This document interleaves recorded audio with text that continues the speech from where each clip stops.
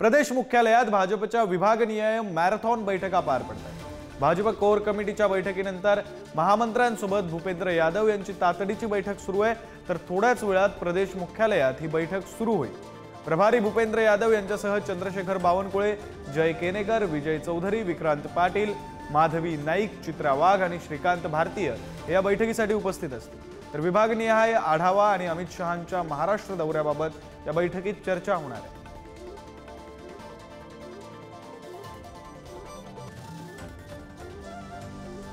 प्रतिनिधी ओम देशमुख आपल्यासोबत जोडले गेलेत। अधिकचा तपशील त्यांच्याकडून जाणून घेऊया। ओम, आपण पाहतोय खरं तर मागच्या काही दिवसात भाजपकडून बैठकांचा सपाटा लागलाय असं म्हणावं लागेल। आजही बैठका पार पडणार आहेत। काय अधिकचा तपशील आहे? या बैठकांमध्ये नेमकी काय चर्चा होणार आहे?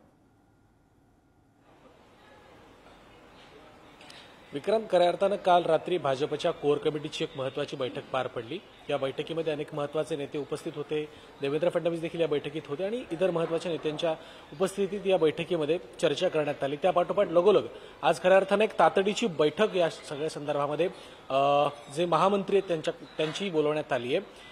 जे विभाग आहेत त्या विभागांमध्ये पक्षाची स्थिती कशी आहे आणि एकंदरच या सगळ्या संदर्भात पक्षाची संघटनात्मक परिस्थिती कशी आहे याचा आढावा या बैठकीमध्ये घेतला जाणार आहे। कालच्या बैठकीतली एक अत्यंत महत्त्वाची अपडेट, खऱ्या अर्थानं भाजपचं महाराष्ट्रातलं नेतृत्व कोण करणार, विकेंद्रीकरण खऱ्या अर्थानं नेतृत्वाचं होणार का असे प्रश्न विचारले जात होते। त्यावर कुठेतरी काल भाजपकडनं एक पूर्णविराम दिला गेलाय। आशिष शेलारांनी काल प्रतिक्रिया देताना असं म्हटलंय की भाजपनं या सगळ्या संदर्भातले अधिकार देवेंद्र फडणवीस यांना दिलेले आहेत आणि देवेंद्र फडणवीस यांच्याच नेतृत्वाखाली या सगळ्या बाबतीत निर्णय घेतले जाणार आहेत। त्यामुळे कोर कमिटीच्या बैठकांमध्ये होणाऱ्या सगळ्या निर्णयांचं जे काही नेतृत्व आहे ते फडणवीसांकडेच असेल आणि त्यानंतर फडणवीस ठरवतील तोच निर्णय असेल अशा प्रकारे खरं तर या बैठकीमध्ये नेमका काय चर्चा होते आणि त्यातून कोणती माहिती समोर येते या सगळ्याकडे आपलं लक्ष असणारच आहे। तुमच्याकडून अधिकचे अपडेट्स जाणून घेत राहू।